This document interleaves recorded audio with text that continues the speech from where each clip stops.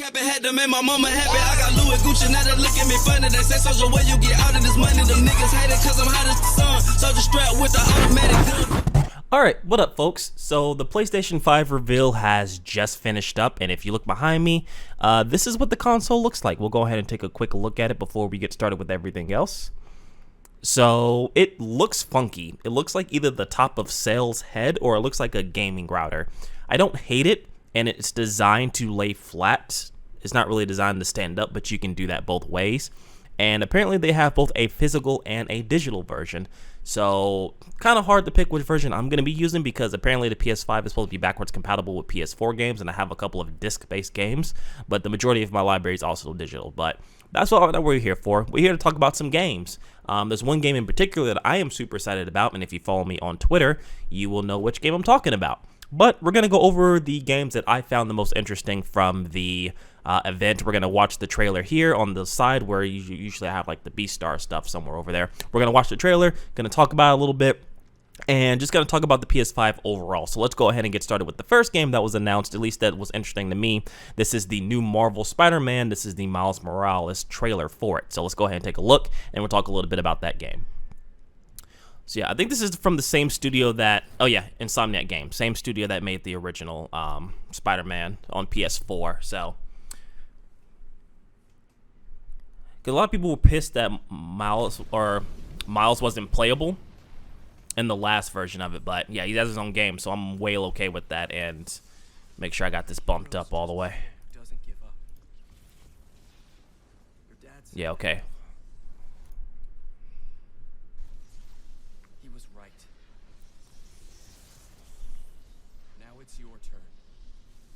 You know, I'm excited for it. Okay, let's do this. Whew. It looks good, man. Like, if this is in game right here, it looks good.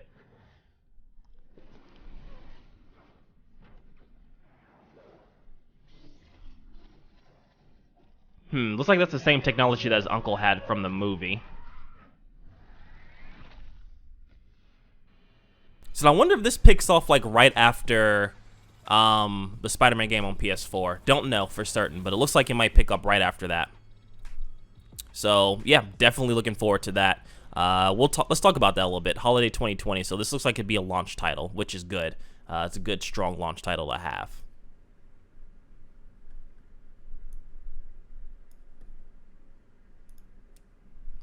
Right. So Spider-Man 5 first game. I adored the Spider-Man game that's on PS4. I didn't stream it or anything like that, but I played it through completion. I really enjoyed it, and one of the downfalls of that game was that they introduced Miles within the story, but you couldn't play as him. Rather, you couldn't play as a Spider-Man variation, but at the end, there was like a little secret ending thing that showed that he had the powers, he was bitten by the spider and stuff like that. So it seems like this game's going to pick up right after that game left off. I don't know if they're going to try and tie in the multi-universe from the movie, because that was a really good movie. If you haven't seen that, Into the Spider-Verse, go check out that movie. It's actually really good. But I wonder if they're going to try and tie that into this, or if it's going to be strictly a sequel to the PS4 Spider-Man game, which I'm excited for. I'm definitely going to pick this up day one. This is one of the games that I definitely wanted to play, or I do want to play. It's not my most excited, again, but definitely enjoyed it. It's a good, strong launch title. Let's go ahead and check out the next game, which I think is a new IP, if I'm not mistaken. So this next game is called Pragmata. I don't know exactly what it's supposed to be about when I first saw it.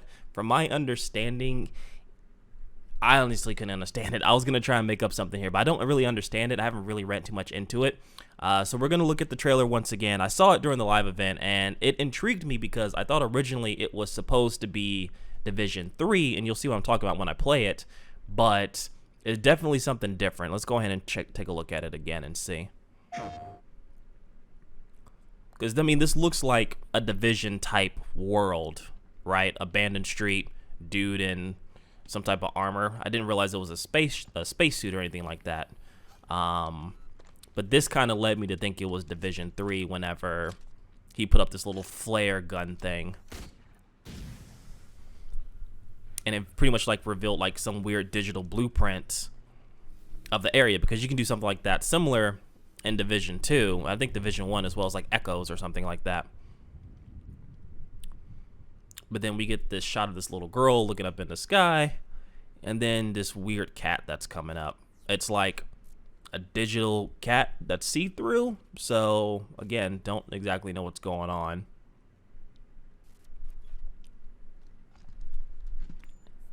And I guess these two are connected somehow.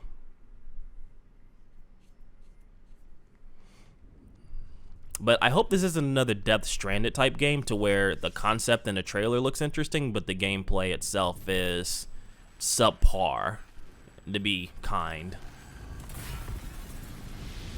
And then, yeah, this satellite just dropped out of nowhere.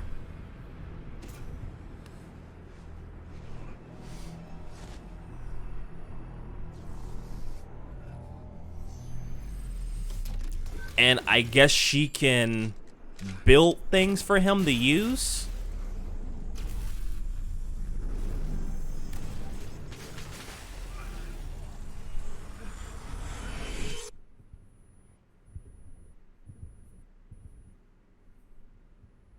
So yeah, that was Pragmata. Don't know really too much about it. They end up landing on the moon, and she talks in weird robot speak, which he can understand. Freedom. Our freedom. Yeah, this game's not coming out until 2022, so we definitely got some time to hear some details, but definitely a new IP. I'll check it out depending on once we get more gameplay and more details about it, because again, the premise of it looks interesting, kind of like how Death Stranded was interesting, but I don't want to fall into the trap because I haven't finished Death Stranded. I did like one stream of it, and while the story's interesting, I can't stand to play the game. You know, it makes me fall asleep. But this looks interesting. I don't want to turn into the same thing, but it did pique my interest during the reveal, so that's when I want to kind of show it off and give my overall thoughts on it. It looks different. It looks interesting, but I hope it's not boring. All right, so next up is Resident Evil. This series has really made a comeback ever since Resident Evil 6, after that whole destruction of a game, if we want to call it that. Resident Evil 7 was really good. The Resident Evil 2 remake was superb. I haven't played or finished Resident Evil 3, the remake. I've heard mixed things about it. They've cut a lot of content, and it's kind of like a shortcut type thing. The Resident Evil Resistance game is pretty decent. The free online version of whatever. It's kind of like a Left 4 Dead-esque type game to where you pick heroes and like someone's controlling the shit like that. But that's not what we're here to talk about. So Resident Evil's been on a really, really good, increase. Resident Evil 7 was really good. I actually finished that off stream. I played VR of it for like 2 or 3 hours maybe, and then I went ahead and finished the game, and it was actually pretty good. It was interesting, and they're bringing it back. Everyone was speculating that Resident Evil 8 was going to be a thing. It's called Resident Evil Village, and it seems like we're playing as Ethan once again from the trailer, but we'll go ahead and watch it, and we'll discuss it. I think this is the longest trailer out of the ones I've picked so far. Long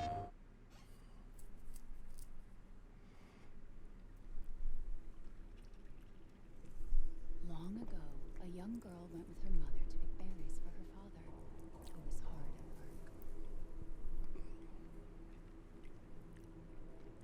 And so yeah, I think they're going back to the first person style of Resident Evil 7, which is fine. I really enjoyed it. It was different.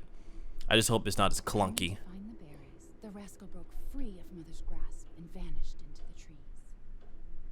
Mother's worried cries faded fast as the girl ran on, over vine, under branch, and into the forest deep. What is it with that creepy story? It's just a local tale. No, probably not. Quit being so paranoid. 20 years later. No, no. Whoa. Friendly. Who are you? Who sent you? What's going on? And no, that's just the trailer and the frame rate. That's not the video like messing up. That's just how. Oh my god.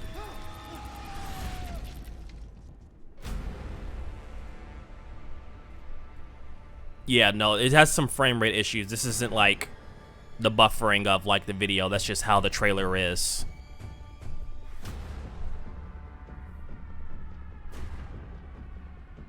This is giving off Resident Evil 4 vibes.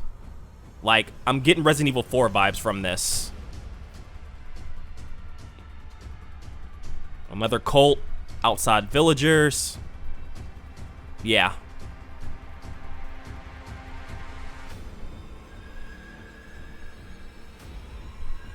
I mean, I'm for it. It looks great.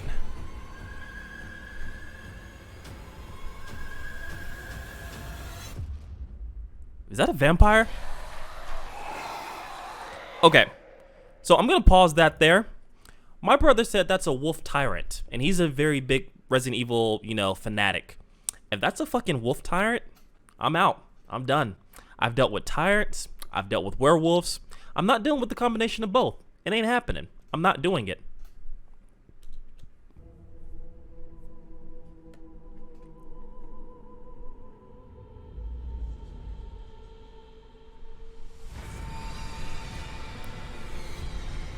Yeah, Resident Evil 8. I mean, I'm for it. I'm about it. I'll play it.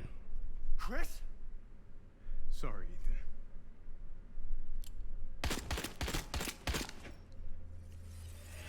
Why? Okay, so yeah, that confused me. Cause yeah, that was Ethan. So I don't know if we're playing as Ethan again, but yeah, that was Ethan from Resident Evil 7. And if you play through Resident Evil 7 and you play Resident Evil I think A Hero Left Behind or something like, or whatever the DLC was called, you actually play as Chris Redfield, and you find out that he's actually working for Umbrella Blue, or Blue Umbrella, and basically that cell of Umbrella is trying to rewrite all the terrible things that Umbrella has done. I think he just shot Ethan's wife, which is what you spent the entire time going through to save in Resident Evil 7. So if that happened, something must have happened to where they sent out Chris from Umbrella to go shoot her in the face. I don't know, but it's weird because you definitely sense that Chris is not really necessarily a hero anymore. He's working for the people that he's basically been fighting against his entire career. But something definitely must have happened to where either Umbrella Blue sent him to go kill her, or he's just going rogue and he's just blasting. I don't know. I'm definitely intrigued by it. I definitely want to play it. It's not coming out until 2021. So fortunately, it's not going to be a launch title, but it is a title that I'm going to be looking out for, and I'm going to be picking up on PlayStation 5. Pretty sure it's also going to be on PC and Xbox X Series as well.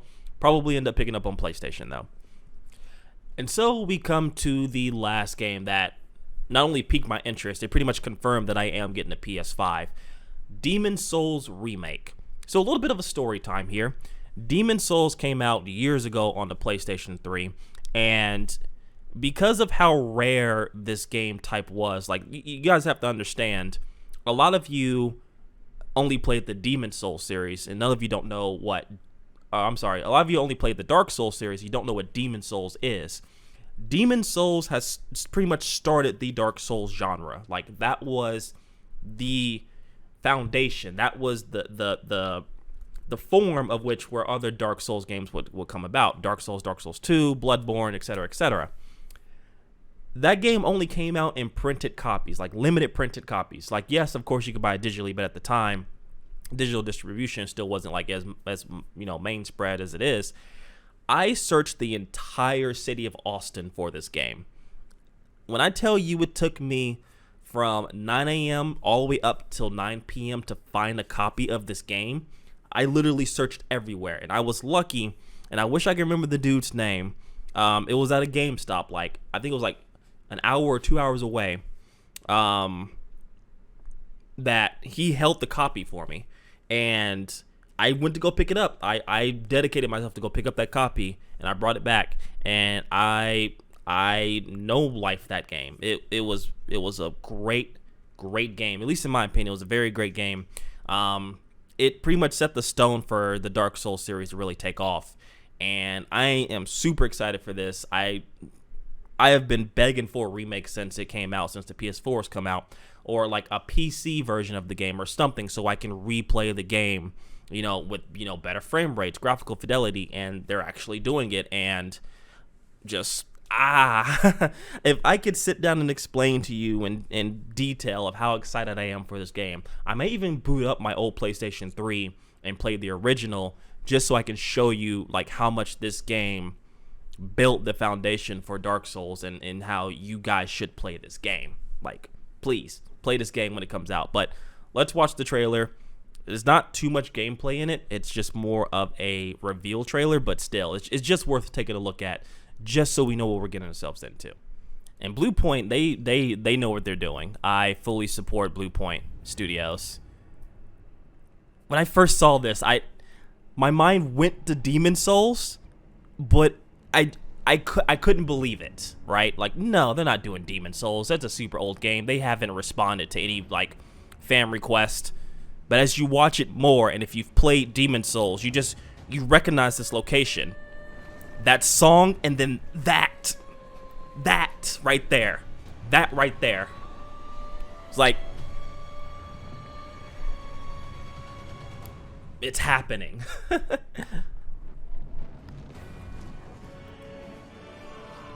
This just all but confirmed that that's the same armor from the cover. Storm King. These skeleton bastards, the Tower Knight, which he looks fucking fantastic. I don't know, I can't remember if he's new or not. I think he might be a new boss. Flame Lurker, fuck that guy.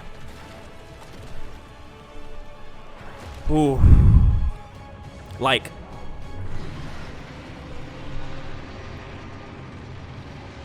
And they didn't even show all of the bosses of the areas. You still got the Penetrator to go through. You've got the King to go through. It's, God, man, I cannot wait for this. This is what PlayStation exclusive. This is the PlayStation exclusive. It sucks it's not coming out for PC. But the fact that you have this as an exclusive, this is going to sell systems right here. This is what's convincing me to buy the system. I don't think there's going to be a launch title. I don't think this is a launch title, which is unfortunate. But I am definitely buying the PlayStation 5 just for that. Like, I know it's kind of a cardinal sin to only buy a system for one game, but like, if it's a game like this, take my money. Take all of it. So yeah, that was the PlayStation 5, or not the whole reveal. I'll link the whole reveal trailer and everything else if you want to take a look at all of the stuff there. That's just the stuff that interests me the most and the stuff that I'm super excited for. Honorable mention goes out to Ratchet & Clank. I'm going to play it. I'm going to buy it. I just never been a huge Ratchet & Clank fan. This is why I didn't include it inside the trailer here, but it's definitely something I am going to pick up and play. Yeah, it's coming out this year. They have a digital and a disc version of it. I don't know if there's going to be a price difference or how that's going to work. I've been hearing some speculation that the digital version is going to be a 2 terabyte. It's going to have a 2 terabyte hard drive, and then the disc-based version is only going to have, I think, 800 or 900 gigabytes, which is really, really strange. I mean, I get why, because if you're buying everything digitally, you need more space. However, I just don't understand why you wouldn't put at least like a 1 terabyte or a 1.5 terabyte with the disc-based version, because you're still gonna have to install stuff on the hard drive in order to actually play the game. So, but there's no price point on it yet, at least from the time of this video. There's no price point on how much it's gonna cost. There's been speculation that it's gonna be another $5.99 or $4.99 deal. I hope they do $4.99. That's a pretty good sweet spot, especially for everything that's, you know, inside the PlayStation. And I don't know how much they're gonna do for a cut version of the digital version, even if they even do a price cut, because of the different hard drive space inside both of them. So yeah, it was a good reveal. I think the runtime of it's like 45 minutes or an hour of everything that was shown, so it wasn't super long. And I don't hate the design of the PlayStation 5. I think it's weird. I don't hate it, I guess, but it's not something I would have picked. It's not the design I would have picked, and it's kind of like the Xbox One series console. I don't hate the look at it, but I'm not excited to show it off to people either. So, but that's my interest on the PlayStation 5 reveal, the games that are coming out. There's definitely some honorable mentions in there other than Ratchet & Clank, but like I said, not everything really piqued my interest, or not everything was like really like, I need this now. Kind of like how Demon Souls was, how, you know, the new Spider-Man game's coming out. I'm excited for it. I'm ready for it. I'm ready to see what we have in store for the future of next gen consoles, because it's definitely been a while. I think it's almost been another 10 years, or maybe it's like been like 9 years since like the PS3 came out, or I'm sorry, PS3, the PS4. Maybe it's like 8 years. I'm not exactly sure. I could actually do research, but nah. But I'm excited for it. If you want to check out the entire show, the trailer will be down. The show will be down below in the description. You can also check out the individual trailers as well. And let me know what you guys think if you watched the reveal. What are you excited for? Did you see anything that you liked? Did you dislike anything? Let me know in the comments below, and I will catch you guys later.